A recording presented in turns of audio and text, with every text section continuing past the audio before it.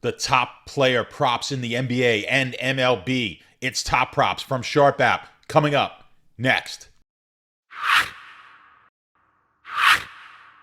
All right, guys, we had no NBA yesterday, but Friday night absolutely crushed it.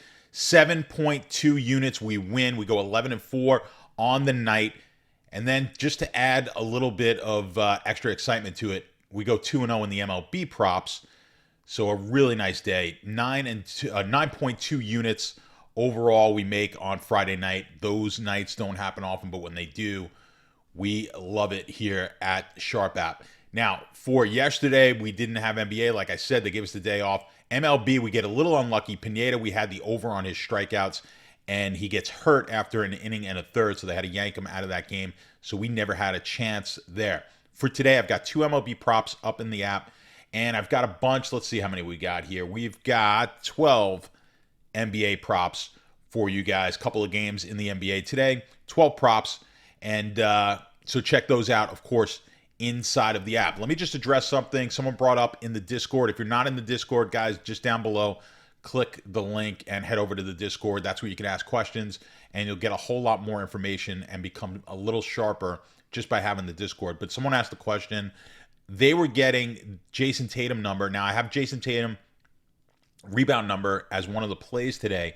7.5 is the prop that we're getting at Caesars, and I am suggesting taking the under on that prop. Now, someone came in the Discord and said that they were getting 6.5 as the number at their sports book, which is an offshore sports book, and they were offering 6.5. So is that a play? Well, the question now becomes, what kind of juice are you getting on that bet, right? So he was getting plus 120. Now, we're laying minus 140 at Caesars to get under 7.5. Obviously, the probability under 7.5 a lot greater than being under the 6.5. So you should be getting something for that. Now, to get plus 120 puts you just about at the same bet as a minus 140, 7.5. Now, if you want to understand this more, check out the Sharp Academy, the Poisson video on prop betting. You'll understand this a little bit more and how we can analyze some of these prop bets.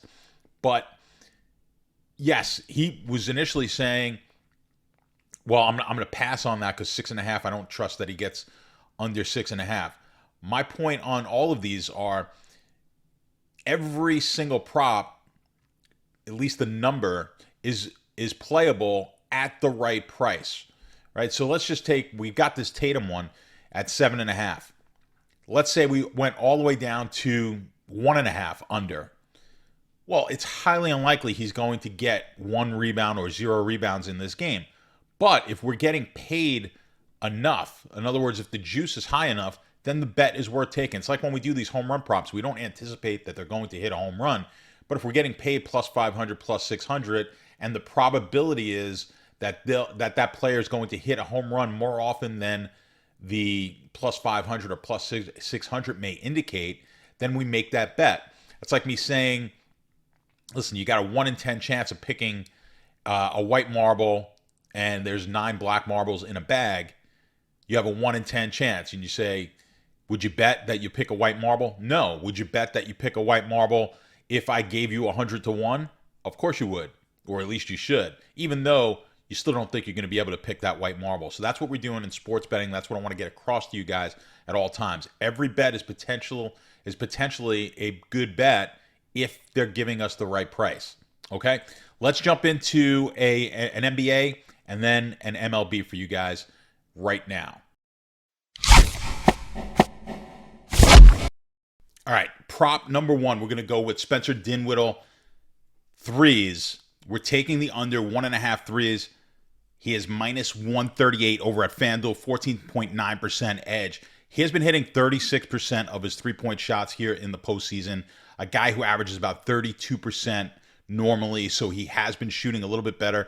He's getting not that many minutes, right? So if he reverts back to where his normal shooting percentage is for three-pointers, I think we get the under on this. He's been shooting at a high rate and still just barely going over. He's had a couple of games where he's had 2. Shot a ton of threes in his last game. Let's see if I can bring that one up. In the last game, let's bring up the game log here from the last game. Yeah, it was 5 of 7. So unbelievable amount of threes just taken in that game and made in the last game against Phoenix. I think we revert here back to the mean. The game before was 0 for 2, then 2 out of 4, then 0 for 2 the game before that. You look for about 2 shots from Dinwiddie, 1 or 2 shots we're hoping from behind the arc, and if he can just hit 1, we're going to be good. So 2 shots, 3 shots. He goes 1 for 3 behind the arc today. We hit this bet, so I like that one as our first play. Let's jump over to the MLB, see what we got there. All right, our second play, we head over to MLB. Martin Perez, Texas, strikeouts. 4.5 is his number to beat. We're going to take the under at -128 over at Fanduel, 11.4% edge. We've got it projected at 3.76, which I think is a really strong projection on this game. Perez, not a huge strikeout guy, 6.8 Ks per 9. The Red Sox, not a big strikeout team either, 12th overall in the league, 8.2 strikeouts per game. So I like the combination here. Getting 5, I think it's going to be really difficult for Perez. So he's going to have to pitch deep into this game, which I don't see happening either. That 4.5 number, one of my best bets of the day. Those are the 2 that I'm going to give you guys. Of course, you know the entire drill. Head over into the Sharp app. Subscribe if you could. We appreciate it. And enjoy the rest of your Sunday, guys. I'll be back with you tomorrow.